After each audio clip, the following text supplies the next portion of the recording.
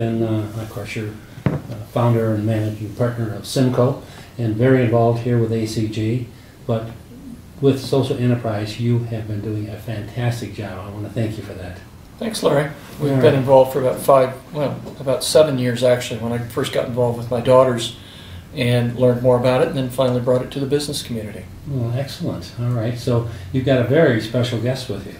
Yes, Kim Jordan. We were very pleased that our focus this year, having had speakers from around the world and the World Bank and all the rest of it, that we really wanted to bring the attention to bear on Colorado and successful business development here, with a heart and with a focus on doing well and doing good. And it was a hands-down decision by our team that Kim Jordan and New Belgium Brewery and Fat Tire would be the best first company to represent this message and serve as a role model for the entire Front Range and the business community. So thanks for coming down. It's a great message. It was my pleasure. Thanks for thinking of me. It was fun to do. And you're the CEO and co-founder. I am, yeah.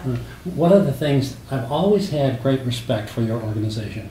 However, after hearing the different things today, I think it's extraordinary, and thank you for helping the community like you are. Oh, thank you. Thanks so much. So, you wanted, Chris, Kim to give us a little bit of background about how they got started. Yeah, we started in the basement of our house in 1991. It's really one of those kind of crazy American success stories. We took out a second mortgage on our home. We maxed all of our credit cards out. We, had every little entrepreneurial sleight of hand to try to make sure that we could get this baby business up and running. So we're 20 years old this year, so we feel pretty good about having made it through all the entrepreneurial roller coaster, and here we are. Wow. It's always neat when you run into stories like this, isn't it?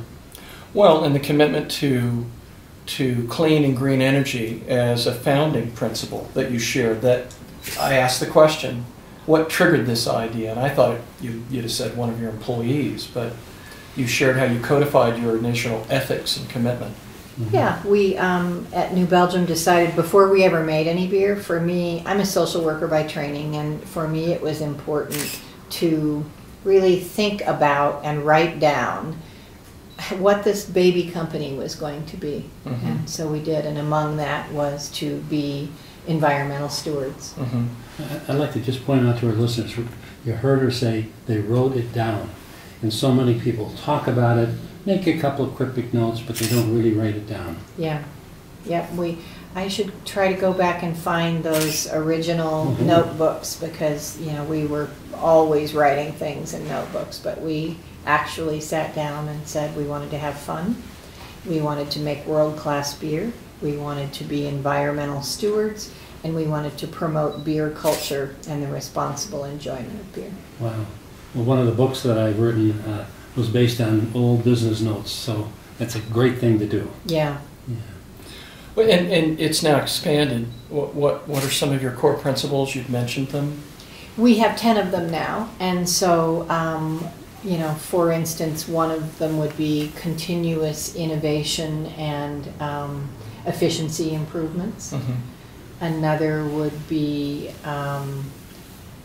kindling social responsibility as a business role model. Mm-hmm. Actually, it's kindling social and environmental responsibility as a business role model.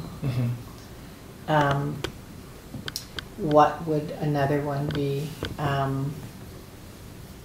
Transcending our customers' expectations while remembering that we're lucky to be doing something so fine. Mm-hmm.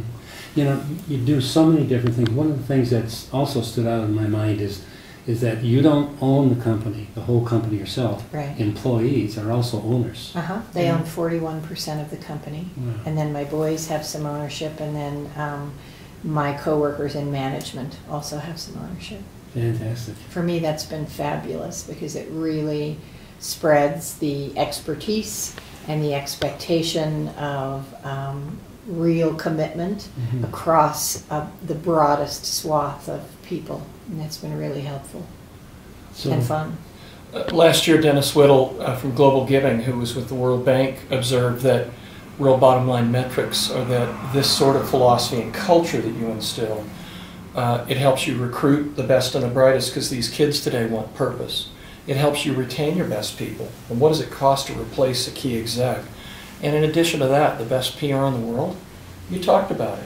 It's not what the public hears. It's the buzz amongst your people. And when they love the company and love its purpose, Yeah. how do you beat that? Our retention rate at New Belgium is about 96%. So Wow. we have a very small Like turnover it. rate. That is We'll sign up fantastic. for retirement or something. Yeah, yeah. It's the free beer, I always Yeah, say. There you go. That's Yeah. it. Kim, I would like to follow up with this. One of the things I know Chris and I, as well as the rest of the hundreds of people that were in the audience, were very impressed with is how you approach people, teams, and your culture. So could we do a follow-up interview on that? Sure, that would be great. All right.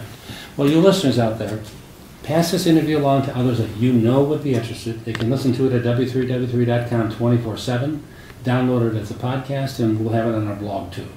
Thanks, Kim. Thank you for thinking of me. Appreciate Chris, it. another good one. Always a pleasure. Thank you. Woo! Thanks, Kim.